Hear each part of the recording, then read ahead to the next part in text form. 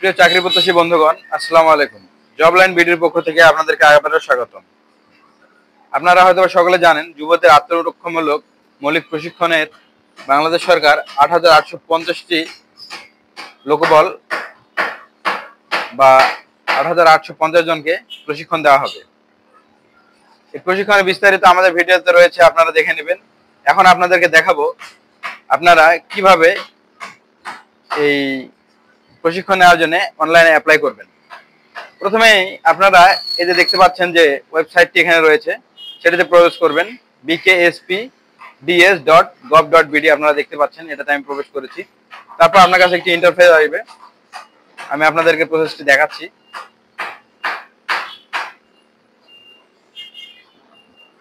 আপনারা প্রবেশ করার পর অ্যাপ্লিকেন্ট রেজিস্ট্রেশন এখানে আসবে, তারপর আপনার অ্যাপ্লাই বাটনে ক্লিক করবেন।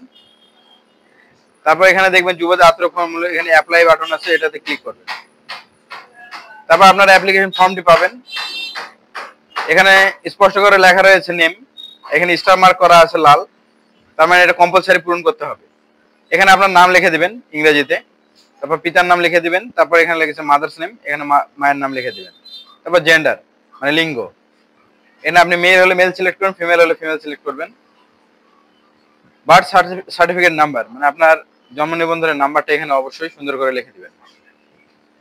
আর এখানে যদি আপনার এনআইডি কার্ড থেকে থাকে বা এনআইডি কার্ড যদি আপনি পেয়ে থাকেন, তাহলে অবশ্যই এনআইডি কার্ডের নাম্বারটা দিবেন, যে কোনো একটি নাম্বার দিলেই হবে।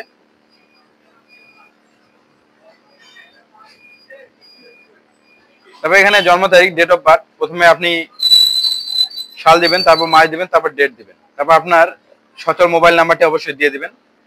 তবে এখানে আপনার হাইটটি দিয়ে দিবেন, যদি জানা থাকে আপনার হাইট তাহলে অবশ্যই দিয়ে দিবেন।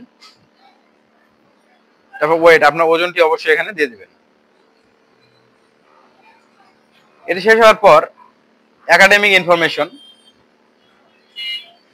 গেমস অর সাবজেক্ট, আপনি যদি সাবজেক্ট ওয়ারি দিতে চান সাবজেক্ট, গেম থেকে দিতে চাইলে game, self defence training, judo, karate, taekwondo, shooting ইত্যাদি, এটাতে আপনারা টিক মার্ক দিয়ে দিবেন। তারপর এখানে অ্যাডমিশন ক্লাস, অ্যাডমিশন ইয়ার, এখানে আপনারা দিয়ে দিবেন অ্যাডমিশন ক্লাস এবং অ্যাডমিশন ইয়ার। এক্সাম সেন্টার, আপনার যে সেন্টারে পরীক্ষা দিতে চান বা আপনার যে সেন্টার, আপনি যে জেলার অনুকূলে হন সেই জেলাতে যে সেন্টার রয়েছে সেই সেন্টারে আপনারা দিয়ে দিবেন। আপনার নিয়োগ বিজ্ঞপ্তিতে দেখতে পাবেন যে আপনার হলো সেন্টারটি কোথায় পড়েছে। এটি শেষ হওয়ার পর আদার্স ইনফরমেশনের শিক্ষাগত যোগ্যতা সনদপত্র, SSC, HSC, honours, BSc, masters ইত্যাদি, এগুলো আপনার যতদূর পর্যন্ত আছে আপনি দিয়ে দিবেন। এনআইডি, জন্ম নিবন্ধন, রেজিস্ট্রেশন নাম্বার, এনআইডি বা বার্থ রেজিস্ট্রেশন, এটাও দিয়ে দিতে হবে। আবার ইউনিয়ন পরিষদ, থানা, পৌরসভা কর্তৃক প্রদত্ত অনাপত্তিপত্র প্রদানকারী, তার নাম এখানে দিয়ে দিবেন। শিক্ষাগত যোগ্যতার সনদসমূহ পিডিএফ আকারে, আপনার যে শিক্ষাগত সনদপত্র রয়েছে সেগুলো পিডিএফ আকারে আপনাকে তৈরি করে নিতে হবে, তারপরে এখানে আপলোড করে দেবেন। এনআইডি, জন্ম নিবন্ধন পিডিএফ আকারে আপলোড করতে হবে। এখানে এনআইডি আপনার যেটি রয়েছে সেটা পিডিএফ ফাইল তৈরি করে আপলোড করতে হবে। ইউনিয়ন পরিষদ, থানা, টিওনো, সিটি কর্পোরেশন, পৌরসভা কর্তৃক সুনাগরিক সনদ পিডিএফ, এগুলোরও পিডিএফ আপনি এখানে দিয়ে দিবেন পিডিএফ তৈরি করে। আপনি যদি ইউনিয়ন পরিষদের হন ইউনিয়ন পরিষদ থেকে নেবেন, থানা, টিওনো বা সিটি কর্পোরেশন হয়ে থাকলে বা পৌরসভার হয়ে থাকলে সেখান থেকে কালেক্ট করে অবশ্যই দিয়ে দেবেন।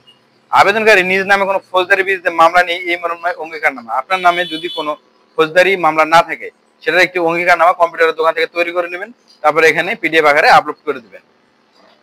নিজ শিক্ষা প্রতিষ্ঠানের চারিত্রিক সনদপত্র, আপনার যে শিক্ষা প্রতিষ্ঠান রয়েছে সেই শিক্ষা প্রতিষ্ঠান থেকে চারিত্রিক সনদপত্র কালেক্ট করবেন এবং এখানে আপলোড করে দেবেন। কান্ট্রি রিজন, আপনি অবশ্যই বাংলাদেশি, বাংলাদেশ থেকে এটা আপনি বাংলাদেশ এখানে সিলেক্ট করে লিখে দিবেন, সিলেক্ট করাই আছে। প্রেজেন্ট অ্যাড্রেস, আপনার প্রেজেন্ট আপনার বর্তমান যে ঠিকানা রয়েছে, ডিভিশন, ডিস্ট্রিক্ট, উপজেলা, পোস্ট কোড, এগুলো সুন্দর করে লিখে দিবেন। ভিলেজ রোড আপনি এনআইডি কার্ড অনুযায়ী লিখে দিবেন। আপনার পার্মানেন্ট অ্যাড্রেস যেটা সেটা অবশ্যই এখানে দিয়ে দিবেন।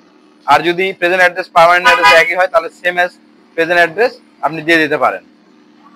আপলোড ফটো, এই চেম্বারে ফটো আপলোড করতে হবে, এখানে আপনার ফটো আপনি আপলোড করে দেবেন। ফাইলের সাইজ এখানে উল্লেখ করা আছে 10 MB, ফাইল টাইপ জেপিজি মানে জেপিজি আকারে 10 MBর মধ্যে বা 10 MBর আন্ডারে একটি ছবি আপলোড করবেন। তবে এখানে আপনার ভেরিফিকেশন যে কোডটি রয়েছে সেই কোডটি এখানে আপলোড করে দেবেন। এখানে এই কোডটি লিখে দেবেন, লিখে দেওয়ার পর ফাইনাল সাবমিট অ্যাপ্লিকেশন, এখানে আপনি ক্লিক করলে আপনার অ্যাপ্লিকেশনটি সাবমিট হয়ে যাবে। তো ধন্যবাদ, আমি শর্টকাটে দেখালাম। যদি কোনো কিছু বুঝতে সমস্যা হয় অবশ্যই আমাকে কমেন্ট বক্সে জানাবেন, এবং আপনি যদি চ্যানেলে নতুন হয়ে থাকেন তাহলে জব লাইন বিডি এই চ্যানেলটিকে সাবস্ক্রাইব করে দেবেন। আমরা প্রতিনিয়ত নতুন নতুন চাকরি থেকে শুরু করে বিভিন্ন রকম বিজ্ঞপ্তি প্রকাশ করে থাকি।